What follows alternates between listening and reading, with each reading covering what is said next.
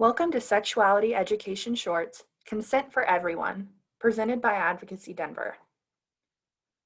Consent is a life skill for everyone. It's much more than saying yes or no. It is about understanding and respecting yours and other people's boundaries. Practicing healthy consent not only protects our bodies and our safety, but also develops our sense of independence and self-advocacy. In the next few minutes, we'll talk about what consent is, what safe and unsafe touch mean, and ways we can all practice using consent every day. So what does consent really mean? It means you get to decide what happens to your body, and so does everyone else. You should always get permission before touching someone, and other people should get permission before touching you. Consensual touch should make both people feel happy.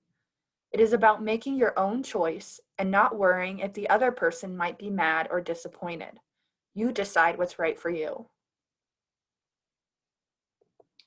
One way to understand consent is to talk about safe touch and unsafe touch.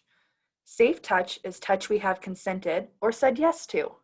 It makes us feel good, cared for, and loved. Examples of safe touch include a hug or kiss from someone we love, a high five with a friend or coworker, or getting help to take care of our body, like taking a bath or putting on a Band-Aid. Sometimes we may not want this help or touch, but it helps us keep our bodies clean and healthy. As kids, only our caregivers and doctors are allowed to touch or see our sexual parts when they are helping us. Unsafe touch is touch that hurts or makes us feel scared or uncomfortable.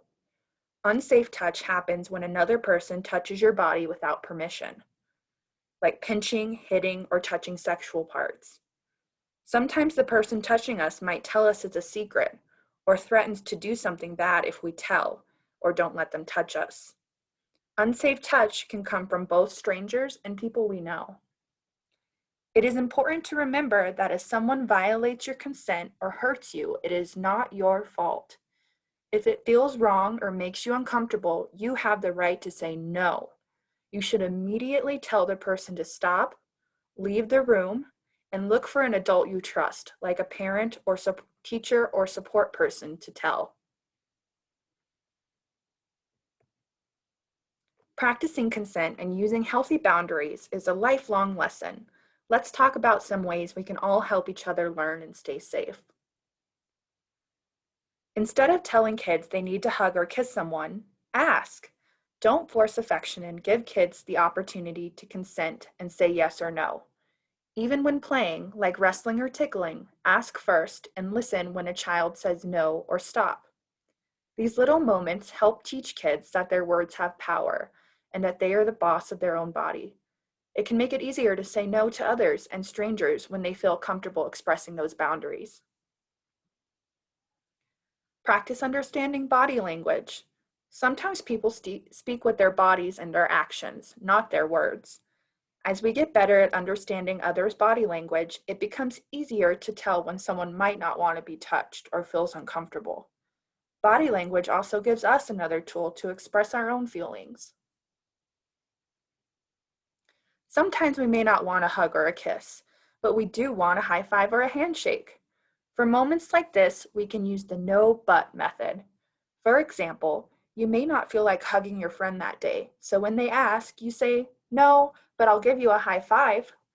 Using no but helps us keep our boundaries while still connecting with others.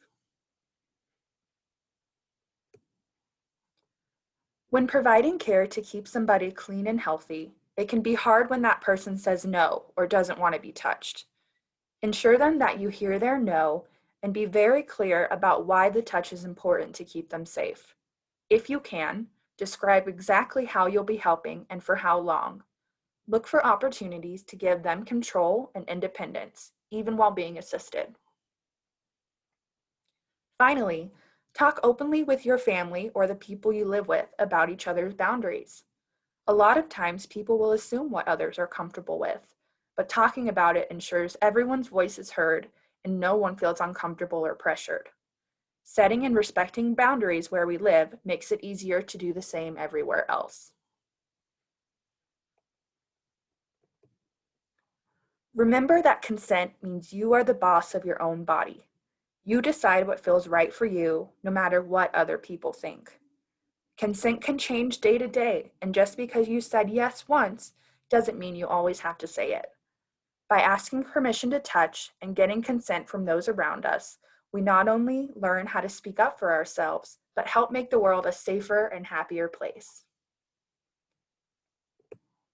Thanks for watching, and look out for more sexuality education shorts at www.advocacydenver.org.